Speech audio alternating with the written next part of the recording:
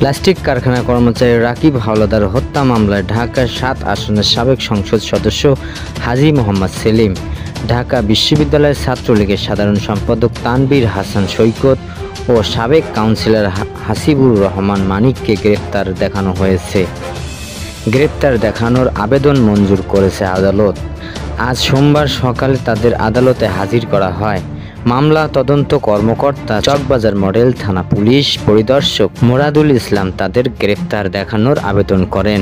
Dhaka metropolitan magistrate Mahbubur Rahman শুনানি শেষে তাদের গ্রেপ্তার দেখানোর আবেদন মঞ্জুর করেন।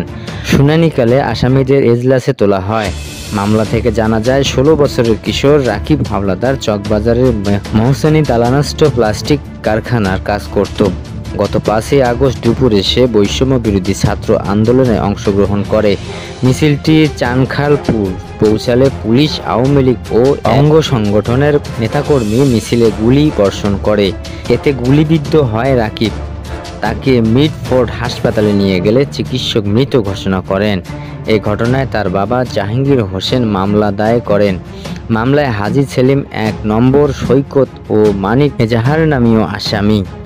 এই ঘটনায় তার বাবা জাহাঙ্গীর হোসেন মামলা দায়ের করেন।